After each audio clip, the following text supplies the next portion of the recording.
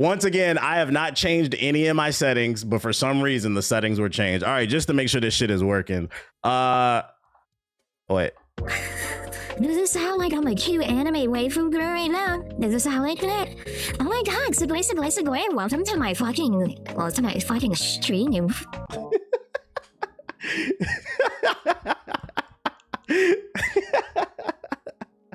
That's what y'all like, right? I know you boys are addicted to AI, talking to cute waifu girls like me. Come on, why don't you reach into your wallet with your big strong hands and get out that credit card and donate to a hot VTuber like me with a rusty beard and a fat butt sitting with his dick out that you can barely see. Come on, boys. That's what y'all be doing. That's what y'all fucking be doing. All right, y'all.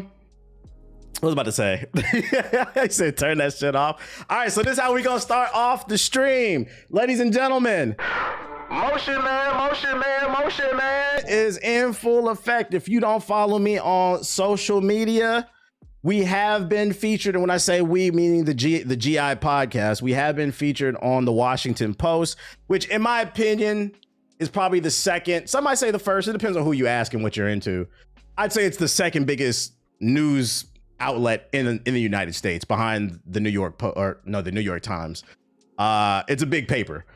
I'd say it's probably New York Times, Chicago Tribune, the LA Times, I think, and Washington Post. I put Washington Post probably at number 2. Anyways, the Motion Man, the GI podcast is there. And why are we being featured by the Washington Post, ladies and gentlemen?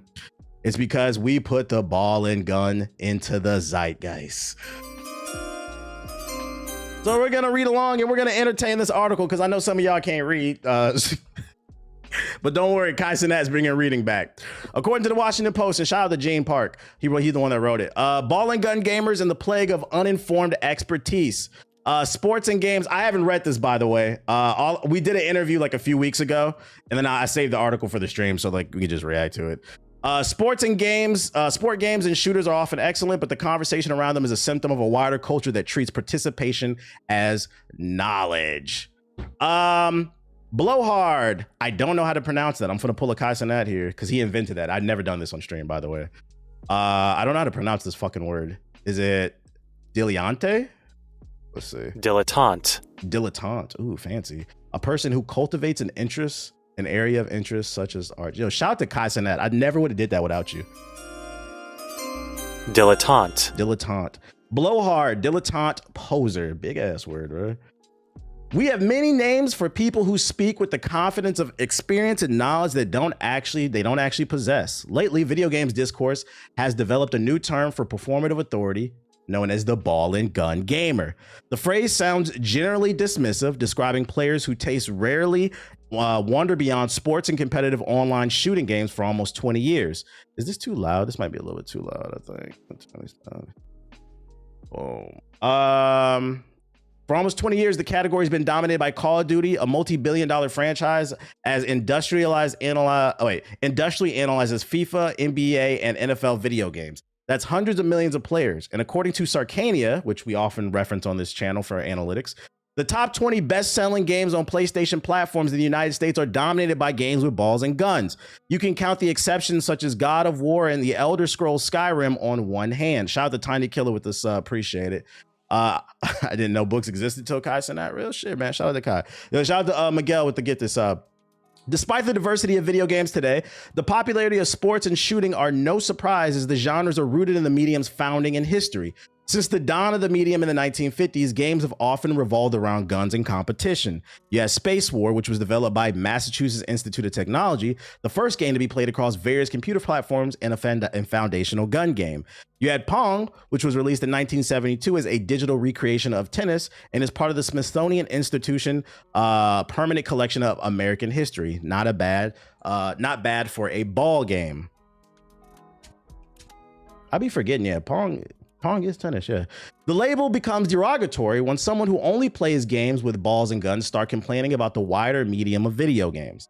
There's nothing wrong with only playing ball and gun games, said the Black Hokage, a creator since 2007 whose podcast, Gaming Illuminati or GI, helped popularize the phrase. The phrase might have originated from a 2023 Twitter post, according to Know Your Meme, but me, world-renowned content creator the Black Hokage, and his co-host remember it was uttered by players as early as 2016. And I made sure to say that when he did the interview, because like I've seen some people saying on social media that I was trying to take credit for the term. I've said it on the stream plenty of times. I didn't invent that term. I saw the meme just like you guys with fucking Patrick the Star sleeping on the couch and shit. I think we just brought it back in the zeitgeist because it kind of died down in popularity. The issue becomes when every year around the Game Awards, they start to moan, what is game of the year? What game should be nominated, Hokage said. They wanted to be involved in the conversation for what's going on in the greater industry, and there's nothing wrong with that, he added, but they didn't study for the test. For the millionth time, that's what ball and gun gamers are about. We don't care that you only play ball and gun games. We just don't want to hear your opinion on shit that you've never played.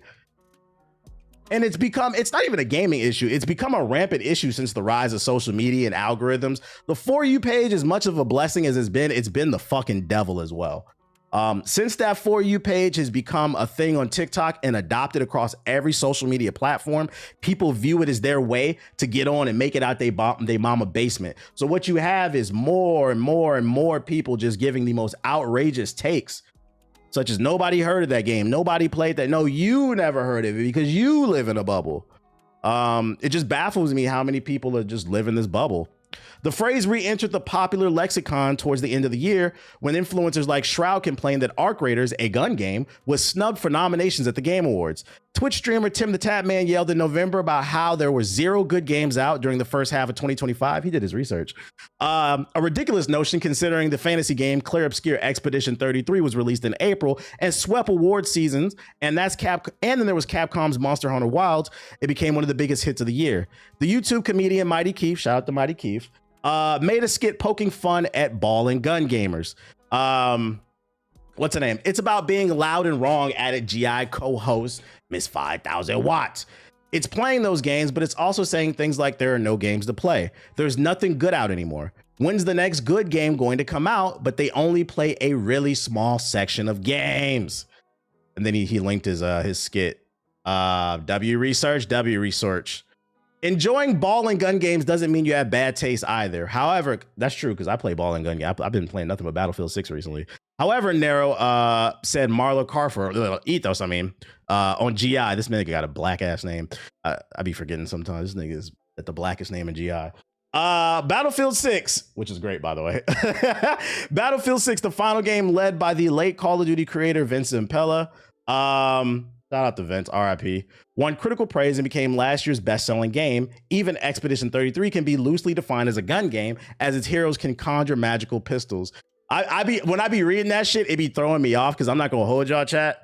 We all know each other's government names. I know where everybody lives. We hung out with each other in real life, but even when we see each other, we don't refer to each other as our government names. Like, it's just not what we like. We go by our gamer tags. It's just kind of like a cultural thing, which I feel like is a conversation in itself, because I'm pretty sure we're not the only friend group who does that shit. I'm pretty sure some of y'all in the group chat, some of y'all in the chat, y'all do that with y'all friends too. Like, we just go by our fucking gamer tags, bro. Yeah, we've done the same. Your IR friends call you Hokage? Nah, they call me Corey. The people that I know in LA, but that's very few. I hang out with very few people in LA, so. There are good games with great appeal, Ethos said. Their high production presentation do get the eyes of a lot of people who only play 1 or 2 games a year. The ball and gun gamers are expected to have the ultimate release this November in the form of Grand Theft Auto 6. I wish he would have called it the second coming of Jesus. That's what I call it, by Rockstar. Developer of other gun games that top charts besides Call of Duty. The studio's last game, Red Dead Redemption 2, didn't win Game of the Year in 2018, which angers its fans to this day. If it doesn't win, it'll be the biggest drama on the timeline for at least 48 hours, Ethos said. I agree. A 2025 Circana survey found that about 63% of American gamers only buy up to 2 games a year. New games, which, by the way, if you haven't read that article, in that article, they defined what's a new game as a game that's 3 years or younger. So right now in 2026, what's defined as a new game is 2023 to 2026. Only 63% of gamers. This is why I be getting on y'all, but everybody got an opinion for some reason. Shout out to y'all who part of that 40%, which now often costs $70 to $80. Crawford surmises that 2020's pandemic might have added casual players who are still finding their way around the medium, but are armed with social media to speak on an industry that they're barely entered. Shout out to the people who are subbing in the chat. Everyone was locked inside and we saw it, said Justin, aka UTX JG the Don. Everyone was trying to become a streamer. People were buying gaming PCs and PS5 consoles were flying off the shelves. It ushered in a lot of first-time gamers. And look, you guys are welcome into the culture, but it's just that you're very loud and not fully participating in the culture. Gates said it reminds him of what's been happening in hip hop. October marked the first time the Billboard's top 40 contained no hip hop since 1990. This kicked off discourse that rap is dying, with TikTok videos complaining about how hip hop is only about money, drugs, and women, ignoring the wider variety of music throughout the genre. And I thought this was a great example that he brought up when we did the interview, because that's true. If you said hip hop is dead after that article came out because there were no top hits, that means you're not a fucking rap fan, because there were a ton of great albums that came out last year. You guys are just waiting on Iceman, or you're just waiting on K-Dot to drop something for some reason. Expand your palette, support the culture. So many older rappers literally had a renaissance in 2025, and they didn't listen to any of it because they were still stuck on Drake and waiting for Iceman, Gates said. Similar to what the pandemic did for gaming, Kendrick Lamar's high-profile decimation of Drake during their rap feud helped expand the hip-hop audience, if only for a few months in 2024. Being a ball and gun gamer isn't really about genre preference, and while some critics of the term have suggested it stereotypes black players, it's not really about race either, the host of GI said. I made sure to nip this shit in the bud, because you got clowns going around saying that shit. It is what it is, Cammy. Shout out to J Smooth with the sub. Appreciate it. Yo, who wrote this? Yeah, Gene wrote it. Ball and gun gamers is just a new term for bro gamers, said the Black Hokage, referring to the early 2000s term for people who only played shooting games. I'm going to be honest. The top bro gamers are usually white men. It's not a racist term. If you've ever seen Community Day for NBA 2K, they do it every year where they fly out creators. It's mostly white boys. If you see a ball and gun, shout out to him for actually putting that in there. If you see a ball and gun and immediately think black man, I think you've done the woke circle too much. You need to go back around, is what Watts said. The phenomenon is really about how modern discourse rewards blustering confidence over curiosity, amplified by a social media culture that can flatten expertise. It's not unique to video games. It's across politics, art, and even science, all forms of art. Every form of art has their own ball and gun gamer. The ball and gun gamer becomes a symptom of a wider culture that treats participation as knowledge. That's a bar. Ball and gun games will always matter in the medium. That's a fact, as they're foundational, popular, and often excellent. Games that feature college sports stars and blistering gunplay have helped the industry mature and grow. It's the conversation about them that feels stunted and juvenile. Ladies and gentlemen, we are officially inducted into the Gaming Hall of Fame with this one. We broke it down, what it means. We explained it. So, if at any point your homeboys get mad, you get called a ball and gun, they get called a ball and gun gamer, and they don't know what it means. Not only do you have my videos and the podcast to reference, you can reference this article, be like, look, this nigga's in the newspaper, bruh. He knows what he's talking about. This is influence, okay? I may not be the most popular person in the world, but they said, mind you, we just for clarification, we didn't reach out to them. They reached out to us. They said, we need the scoop. I said, oh, perfect timing. It's a new year. It's a great way to start the year off, bruh. We need the ball and gun documentary. We need the ball and gun documentary. Oh my god. We could do a documentary on like recovering ball and gun addicts. Niggas scratch it. I haven't played Madden since Madden 08. I'm itching. So if you want the link to the article to share with your ball and gun gamers who you wish would get out of their fucking comfort zone, I'm dropping the link in the chat. Shout out to the Washington Post. Shout out to Gene Park for for dropping this article, writing this article. And also, you know, if you follow Gene, because he's a pretty popular writer on Twitter. If you follow Gene on Twitter, you know, wish him well. The man's going through it. Wish him well. Wish him well. You know what's funny? People that only play MOBAs like League of Legends, etc. You never hear them because they know they're lame. Actually, that's not true. Just a couple streams ago, we covered that dude Tarzan. Apparently, the entire League community hates him, and he went viral because he said gaming was dead. He said there's nothing to play besides League, so that's actually not true. I beat Simon on the weekend. Can I get a droid sound? All right, so that's the feature. GI got motion. That's not all we got. We working on other stuff too. We're working on other stuff. Y'all, shout out to Lil Baby J with the sub. Appreciate it. Not only are we being consistent with weekly podcasts and we're getting features, but you know, we trying to work on bringing people onto the show and shit and making sure we dropping quality content, not just on the podcast, but I was like right before the stream, I was working on some stuff. We trying to try out some new shit to get our name out there. So whenever you see us drop, please support. We appreciate it. You can support right now by hitting the like button. Other news. The rest of these articles are in the realm of ball and gun, since we just did a article covering what it is and what's going on with the ball and gun culture. Now we're going to switch gears to one of the biggest ball and gun developers in the world. It would seem that an explosion happened. Small explosion at GTA developer Rockstar North in Scotland. Shout out to Reiko with the sub. Appreciate it. The office of Rockstar North, the company best known for developing Grand Theft Auto and its upcoming sequel, has been hit by a small explosion and fire, according to officials in Scotland. The incident happened at around 5 a.m. on Monday when fire crews were called for an incident at Barclay House, the building housing Rockstar North on Hollywood Road in Edinburgh. A large number of resources responded to the scene, including 7 vehicles from the Scottish Fire and Rescue Services. They said to the press, Operations Control mobilized 3 fire appliances and special resources to the scene, where firefighters worked to secure the structural damage at the commercial building, said a fire service spokesperson. There were no reports of casualties, and crews left the scene at 9:21 a.m. Shout out to nobody getting hurt. We don't want to see that. Shout out to that. And shout out to the firemen doing their job. You know what I'm saying? Everybody loves firemen. It's fuck cops, though. I ain't never heard nobody hate a fireman. Rockstar Games confirmed to B&O News that the incident involved a malfunction in one of the heating boilers at Rockstar North's headquarters. Local media, including the Herald newspaper, described it as an explosion which led to a small fire. Many thanks to those who reached out with concern, and also to the police and fire crews who were on the scene quickly to assess the situation, a Rockstar Games spokesperson told the news. The spokesperson indicated that the game development was not affected by Monday's explosion, saying, "Please know that everyone is well and our studios remain open and All right, bro. I gotta nah, I don't like that shit.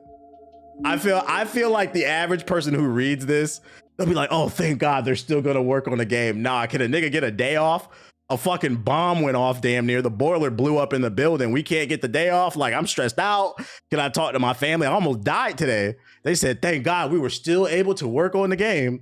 I don't know how I feel it. This is an example of what I mean when I say people hate corporations, and you will rarely ever hear me defend a fucking corporation unless I feel like motherfuckers are just genuinely being unfair. Yeah, back to business, nigga. Get to work.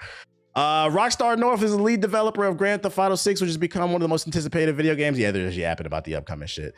You know, I'm happy to hear nobody got hurt. But I don't know, man. I feel like we talked about GTA 6 like the last 4 podcasts. I talk about it on stream all the time. I'm tired of fucking talking about this game. I just want to play it. And as time goes on, the less I hope I'm wrong, but as time goes on, the less confident I'm feeling this game will actually come out this year. I mean, there's already been multiple rumors in this month alone that they're not sure if it's actually going to hit that November deadline. Between the union busting, they got workers out there protesting, trying to get better pay, better benefits, shit blowing up. Fucking, I feel like I'm forgetting there's another thing too that happened with Rockstar.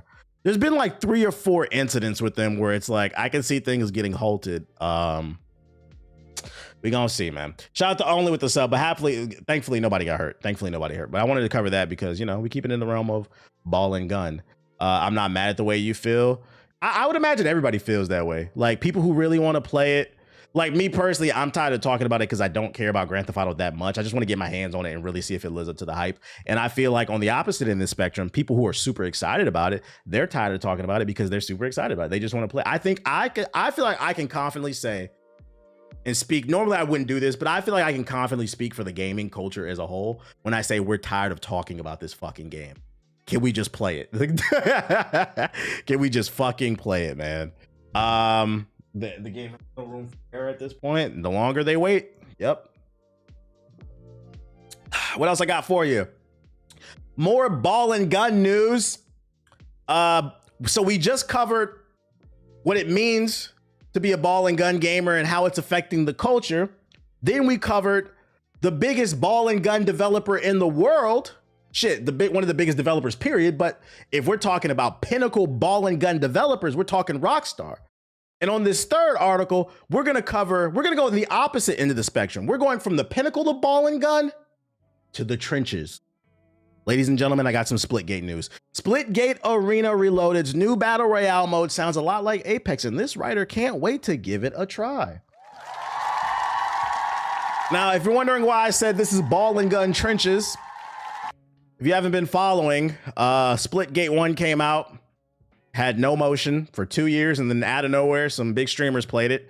And because most of you niggas are drones, you decided you liked the game, even though y'all told me it was trash, and I've been trying to put y'all on for 2 years. But I'm not gonna be salty. I was just happy to see the game do good. Then, like a month after it started getting some motion, after, you know, popular white people told you to play it and y'all started playing it, what if I'm saying don't apply, let it fly, but you know who you are. When y'all started playing it, the motion got killed because Halo Infinite came out and it was free to play. People were like, well, fuck bootleg Halo. I'm gonna go play the real Halo. It's free to play. And it sucks because Halo Infinite and Splitgate died. One game killed the other, and you know, Halo Infinite just lacked content.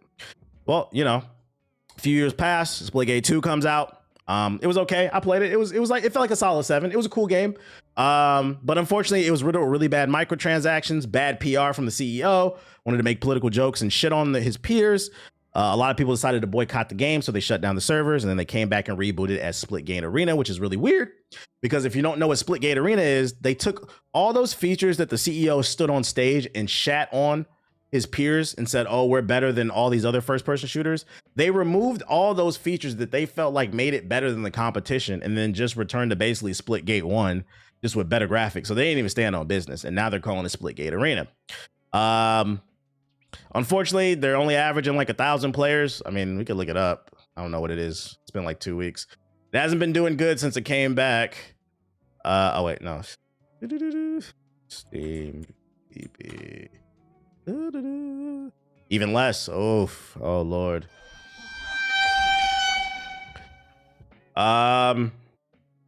It's not even averaging 1,000 anymore. It relaunched like 3 weeks ago. Yeah, January 18th. Well, no, like about a month ago. It relaunched and it can't even average 1,000 players. This is the first game I've ever seen die 3 times in a row. Like, goddamn, nigga. Is the Black Panther making this game? Is he using his zombie powers to resurrect this game? It keeps fucking coming back. They should rename this game The Walking Dead Reloaded, nigga. Like, so long story short, the game is dying already after the relaunch. And the developers hopped on Twitter and started bitching and crying, saying, you guys, you know, player counts don't equal fun. And to be fair, that is correct. You know, how many people are playing doesn't dictate how good a game is. Doesn't speak to the quality of the art. But you guys shot yourselves in the foot when you had that PR disaster. Well, they're not quitting, guys. They're not quitting. They're back with a new mode. Let's see what it is.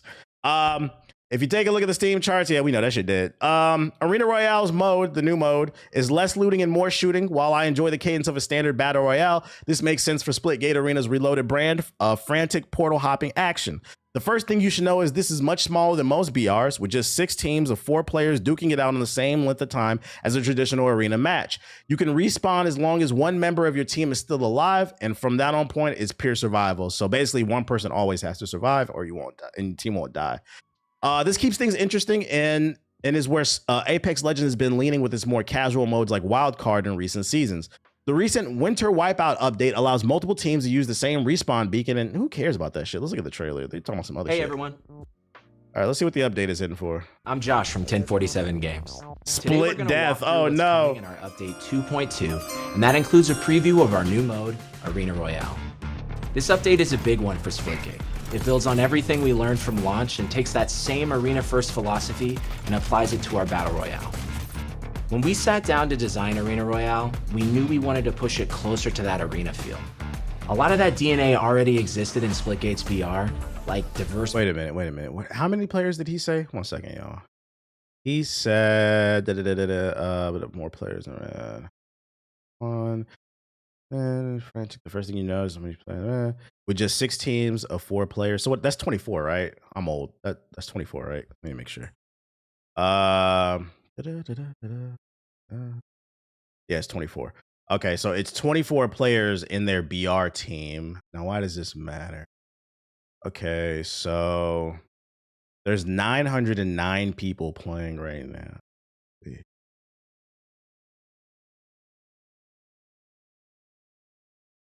So at most, there's about 37 games on the server going on right now. Anyways, I'm done being petty. Battlegrounds and the ability to respawn when going down. But we knew we wanted to push it further. And we kept coming back to this core idea. Less looting, more Closed gate. See, traditional battle royales have long stretches where you're not really playing. You're staring at chests, traversing empty space, and waiting for your next fight. Arena shooters are the opposite. They're about fast action and fast engagement. Arena Royale is the best of both worlds. One of the biggest changes you'll see right away is He looks like Golden Boy if he said gamer words. You know how what I mean? matches start. Instead of dropping I'm not saying he does, he just looks like he does. You know what I mean? You know that face? Space. During like you say gamer words. The entire lobby votes on which biome you'll fight in. We have 4 biomes: Glacier, Drought, Fracture, and our brand new addition, Outskirts, an urban battleground that brings an entirely different scale to the fight. You cast your vote, and when the timer hits 0, the majority vote decides where all. I thought there was already a BR mode. There was, but the one that they had in the last game, Splitgate 2, it was more of a traditional BR with a bunch of people on the map. These are smaller, more fast-paced BR matches. Narrowing each game to a single biome. Shout out to Treason with the super chat. He said 1047 studios can't even get 1047 players on their servers. With a tighter player count, keeps the experience fast and focused, much closer to the rhythm of an arena shooter. Shout out to Nihilus with the super with the sub. Appreciate it. Now let's talk about the pace. We wanted looting and Arena Royale to feel fast and frictionless. Chests open automatically, loot drops instantly on death, so you're not spending your match in menus while somebody third parties you. We've also done away with buy stations. Instead, you can upgrade My only question to that is like if everything autos, like what if I don't want to drop something? That could be infuriating. instantly while moving through the map. You'll earn cash by doing damage and getting kills, and from our new arena events. Every round you'll get an injection of arena gameplay with Hot Zone, Split Ball, and Firecracker. Well, that's kind of cool. So it's not like your typical BR. It's going to be multiple game modes within the BR competing. These events work to pull players into fights and deliver arena-style engagements inside the BR sandbox. Win the event, get the cash, and upgrade your gear to get the upper hand in your next fight. Arena Royale is exciting for us, but our focus is on strengthening the core arena experience right alongside this mode. Update 2.2 also brings a brand new arena map that features high-flying gameplay where players launch into the sky to engage in aerial combat. It adds a whole new flavor to the arena. We're also making improvements to custom games, adding new mythic cosmetics, and a brand new mastery camo we call Isotromic. This will be the ultimate chase camo for the completionists who get Proelium on every weapon. We're really excited for this update, and we can't wait to hear what you think. Thank you for the continued feedback and support. It's shaped everything we're doing, and we'll need even more as we continue to develop Splitgate. Update 2.2 and Arena Royale go live January 22nd. We'll see you in the arena. It's free to play. It's coming out in 2 days if you want to try it. I mean, you know, just know you will potentially. God damn, you know this shit. You know this shit ass because it's free to play and it's on the PS4 and they still cannot get 1,000 players. PS4 players love ball and gun games. They're broke and they won't even play this shit. Thanks. I just thought about it too. Like with the 900 people on the server, I wonder how many, at least 20 of them got to be game developers. So count that down. It's probably not 37 games. It's probably like 35. It is what it is. Hey, it's free to play if you want to try it out. It doesn't look terrible, but I'm gonna be honest, Resident Evil 9 is coming out, so I'm mentally preparing for that. It is what it is. Off topic, but what's the program you use to multi-stream on OBS? It's an extension. It's a plugin. Just Google multi-stream plugin for OBS. You'll find it. Yo, shout out to Cameron with the sub. Appreciate it. Other ball and gun news I got for you. Tides of Tomorrow has been delayed till April 22nd. Publisher THQ Nordic and developer DigiArt have delayed Tides of Tomorrow. It's a first-person adventure game with multiplayer influence systems from its previously planned February 24th release to April 22nd. It's available on PS5, Xbox Series, and PC. I believe this is that first-person shooter that takes place on the water bases, and the stories played together in multiplayer, and everything you do and your friends do affects the story versus other people. Following the extensive feedback gathered from Tides of Tomorrow's playable demo and ongoing closed beta, the development team determined that additional time is needed to respond to players' input and implement improvements. THQ Nordic said in a press release, this extra development period will help ensure the best possible experience for the upcoming narrative-driven adventure. A demo for Tides of Tomorrow is currently available on Steam right now if you want to check it out. Yeah, this is that. Yeah, it is. This is that multiplayer game that has a story mode. It's like a shooter adventure game. Fucking play that shit, bro. It's super vibrant. TBH got more live viewers than Splitgate. Chill. It kind of reminded me of like some Subnautica multiplayer shooting thing. Anyone who it seems like they're doing something super ambitious. If you want to check out the demo, I'll drop the link in the chat. In the trailer as well. So yeah, if you're waiting on it, gotta wait a little bit longer.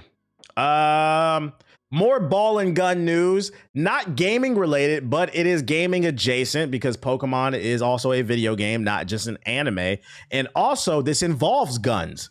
Armed robbers stole $100,000 worth of Pokemon cards from a store in New York.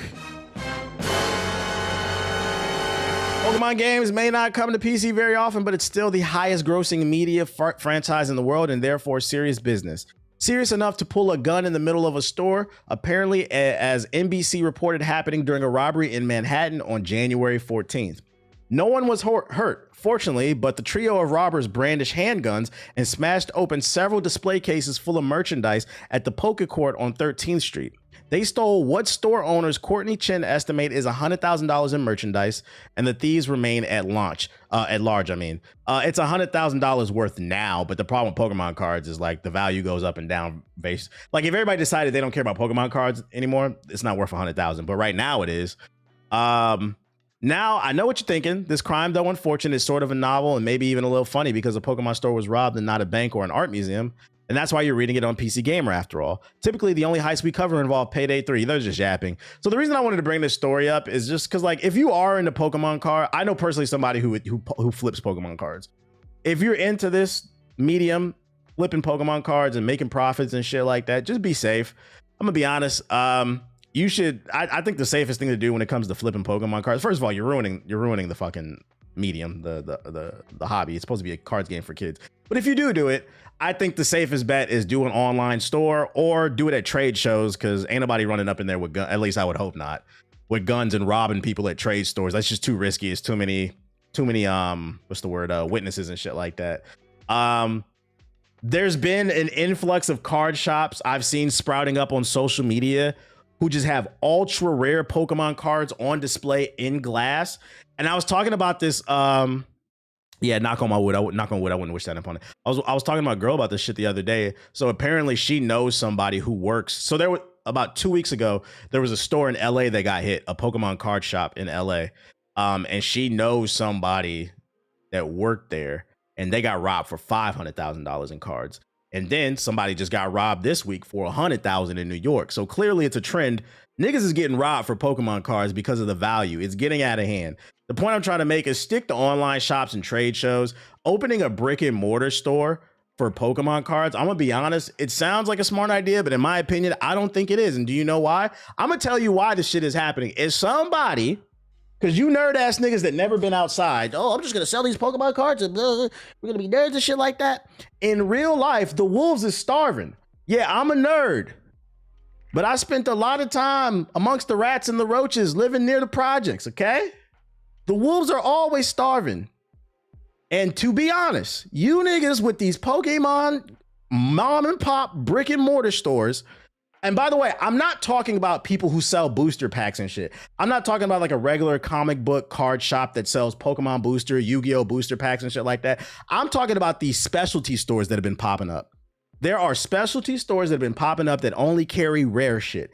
If you are opening up one of those mom and pop shops, you are a walking fucking lick. Yeah, I said it. You want to know why? To the wolves that are hungry. You guys are fucking nerds. That's why this is the second story this has happened, and you ain't seen nobody fucking defending themselves, bruh. Niggas walked in there, put a gun in your face, and give me that shit. And you know the scary thing about Pokemon cards too is, A, they're in high demand right now, so they're easy to flip. And then two, all you gotta do is walk in there with a backpack or a duffel bag. You could take their entire supply. It's not like stealing something bigger, right? Like a car or something. They're Pokemon cards. Get a duffel bag and you can fill the whole duffel bag up with. That's why they're walking away with 100,000, 500,000. They're easy fucking licks. You guys are nerds. A lot of you guys don't know how to fight. At bare minimum, if you're gonna start opening up one of these stores, y'all need to start carrying protection. If you too pussy to learn to go to the damn shooting range, at least get a baseball bat or something like that. But I'm not gonna lie, I don't know what that's gonna do when a nigga pull a Glock on your ass, or a shotgun or some shit like that. But truth be told, I know some of y'all don't want to hear this shit, but the reason I think these Pokemon stores are getting hit is because you niggas are walking licks. Y'all are pussy, and you got to stop moving like it. So start protecting your supply, or get out of this business and just stick to online selling, basically, man. You can't always reach for your weapon though. Hey, but you got a better chance than what's the better option? Well, you know, you're always going to be able to, obviously, but what's the better option? Having it on you or not having it on you? Because this is the second story we've seen where they're just walking in the store and just walking out like nothing happens. And by the way, they were never caught. And what sucks about this shit is these cards are easy to flip. They're easy to flip. Like, yeah, it might be $100,000 worth of merchandise, but if I stole this shit, I'm trying to get rid of it as quickly as possible. I don't care that it's worth $100,000. I'll flip it for 25, 50. I'm just trying to get rid of it. So you gotta, and these are hard to trace. They're fucking hard. They're small cards. Yeah, it's better to have it and not need it, and then not exactly. Gotta move cautiously. So stop being a walking lick, nerds. One of the best things you can do is learn self-defense. Just imagine them just saying, Charizard, I choose you. Get some pepper spray and mace at least. Type shit, something, protect yourself, bro. But yeah, just covering that. Another ball and gun story. More ball and gun news. Freestyle Football 2 coming to PS5 and Xbox Series. It's a new soccer game, football, internationally. But it's an arcade soccer game. If you're into that shit, more balls.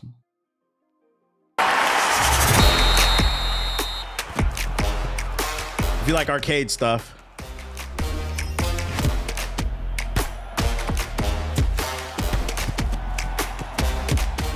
Yo, shout out to Superman with the sub. Appreciate it.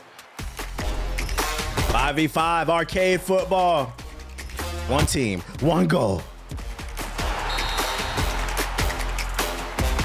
Is it free to play? Let me see. We'll see after this trailer. Doesn't look terrible. It looks...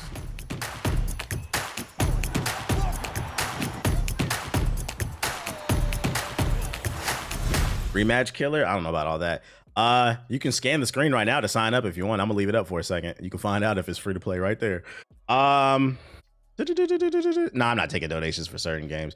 Have I mentioned OpenAI being down 13 billion? I have not, but I do know that happened for those who haven't been following that story. Yesterday, news came out that OpenAI, the company behind ChatGPT, the owners, Sam Altman, they revealed that they are burning through cash.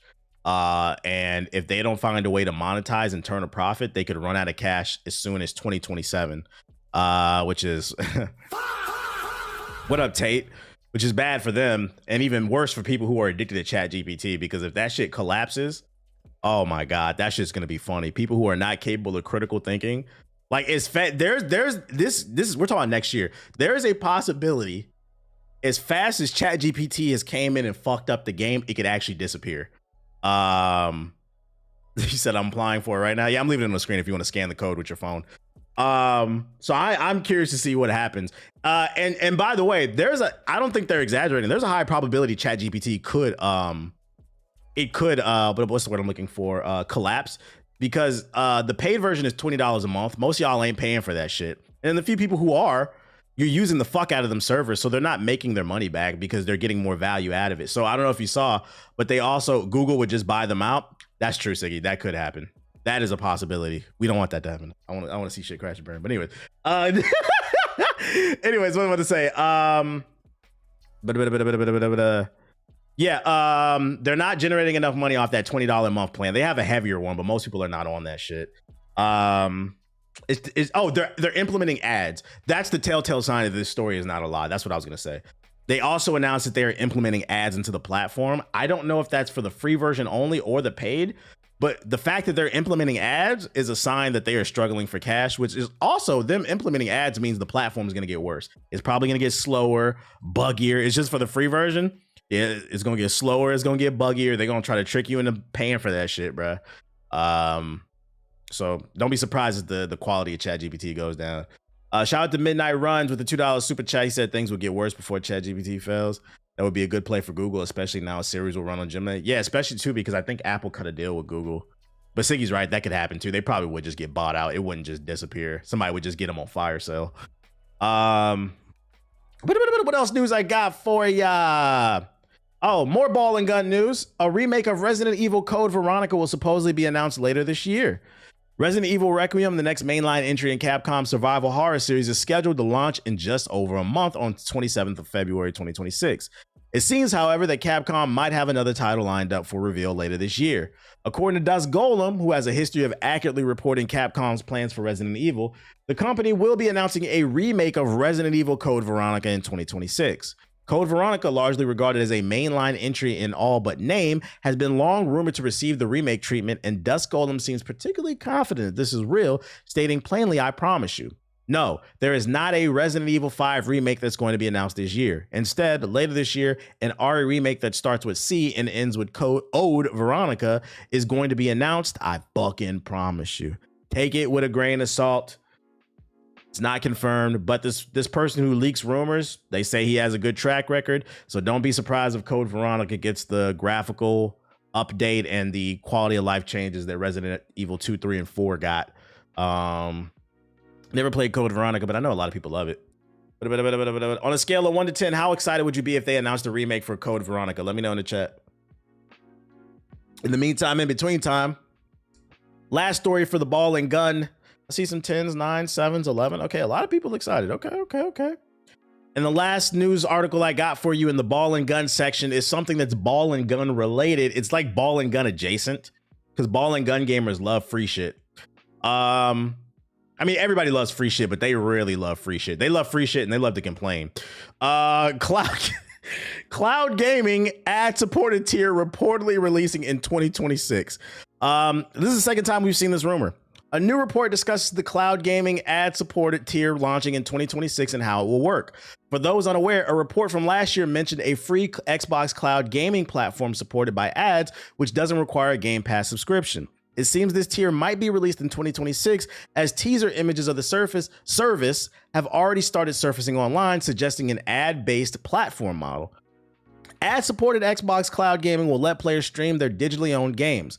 For those unaware, an image surfaced last week for Xbox Cloud Gaming, which stated 1 hour of ad-supported playtime per session.